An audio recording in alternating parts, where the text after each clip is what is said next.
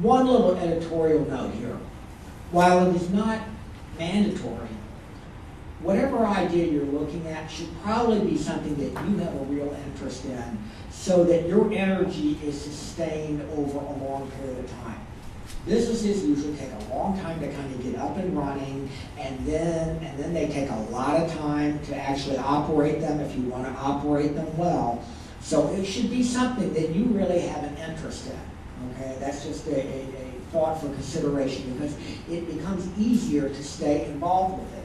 And we've had people come in with people who had a degree in agriculture, but they had a passion for photography, and so they had developed a little business of really high-end postcards of pictures they had made, and they sold them in nurseries.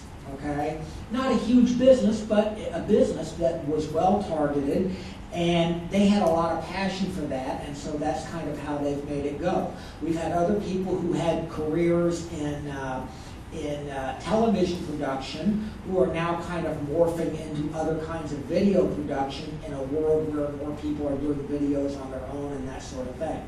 So, it should be something that you probably kind of like to do.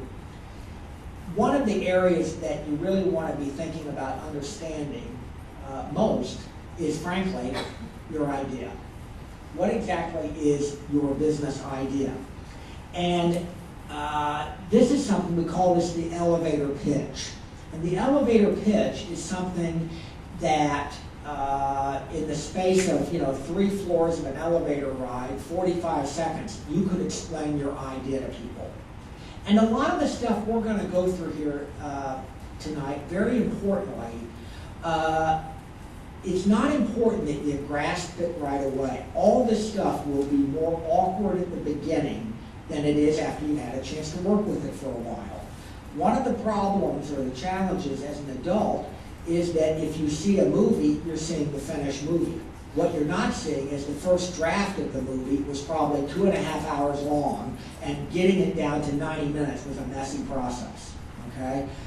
If you see the first draft of a book, and it's 200 pages long, it was probably 350. Okay? And so the whole thing of getting your idea down to 45 seconds, it takes a while. The first drafts of your business plan will be pretty messy and maybe not refined. That's okay. When you see someone who can play a guitar or a piano, or somebody who knows how to paint a house or whatever, and you think, I could not do that, that's okay. They could not either. Okay? And so part of, as an adult, is kind of getting comfortable with the idea of being awkward at something. That the first draft of your plan may be kind of messy. All right? And you only sort of have, I like cooking, I like cakes, I like kids, I want to do birthday cakes.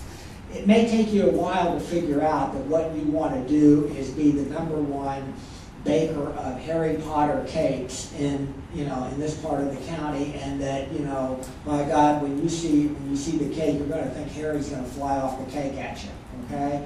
All of these things take a little while to kind of work them down. It may take a while to figure out that it's not just about having an apartment building, but hey, I've got a line on a building that is 3 blocks from an elementary school, and so it's a perfect location for families that are just moving into the area, and so therefore that's who I'm going to target. Okay? So accept the idea of kind of awkwardness and at the beginning, and just keep plugging along. Eventually, you'll get it more refined. The elevator pitch describes your business to someone in the time it takes for an elevator ride. Brevity is what counts. But as I mentioned, it requires some practice and thought.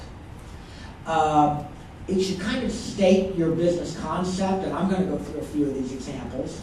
How does it benefit your customer? Who's your target market and how you will identify them? And how you want them to perceive it. Do you want them to perceive it as a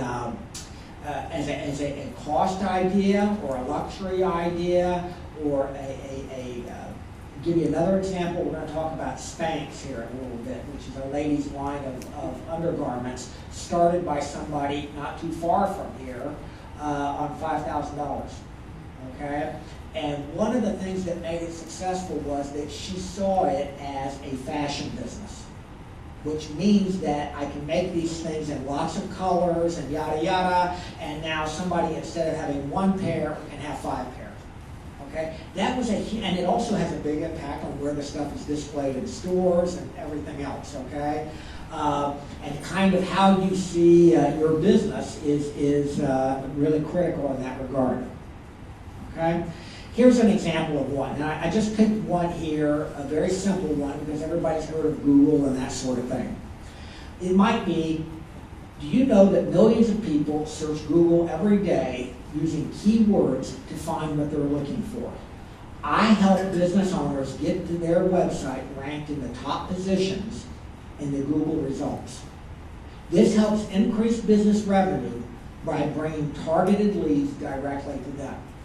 Okay? Now this is probably not their first sentence, but you kind of get the idea that now I've got a clear idea that this is somebody that's going to help me make my, help make websites work a lot better. Okay, let's go back to Spanx. And I mentioned this. Sarah Blakely is a woman from Clearwater, and after she got out of college, she was in the Central Florida. She started at Disney, working there, and then she got into selling fax machines back when people had fax machines. And but she had this idea for a different kind of undergarment, and she took $5,000 of her own money. And her first prototype was she took a pair of band skins and she cut the feet off of them. Okay, and she said, I'm kind of looking for something like this. And her elevator pitch was, I invented footless pantyhose so that you can wear white pants, look thinner, and wear any style shoe. Women have got clothes that have been hanging in their closets for years because they cannot figure out what to wear under them. This is the answer. And this is her actual elevator pitch, and it answers all of those criteria that I said at the beginning. And again, this is something that, 15 years ago, I think she started about 1997, and you may have seen her on 60 Minutes about a year ago when she was on with Bill Gates and Warren Buffett and that sort of thing. So, dreams do come true, so to speak. Here's another one that started about 2 years ago. And this is an internet-based business.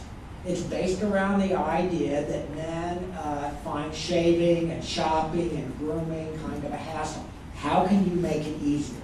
And this is straight off their website. Dollar Shave Club could not be simpler.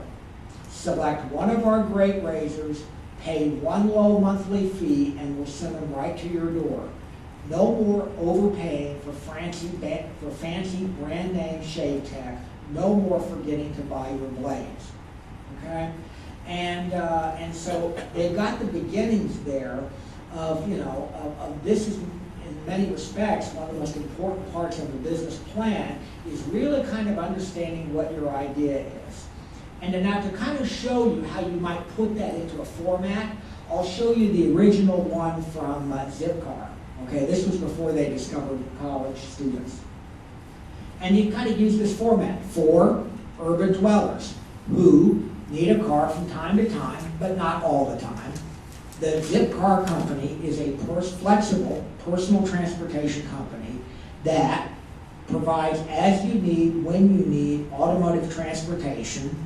Unlike rental car companies, we are flexible, lower cost, and easy to access. So using this little format, it almost doesn't matter what your business idea is. I mean, if you're in the motorcycle repair business, it can be, hey, this is for people that have got late model Harley Davidsons with fuel injection, and I know how to fix those. Okay, everybody can fix an old Harley, I can fix the new ones. All right, you can use this format for almost any kind of business idea you have, and it kind of forces you into thinking about what it is that's special, who it is you're talking to, and it becomes a very nice way of kind of starting your business planning process.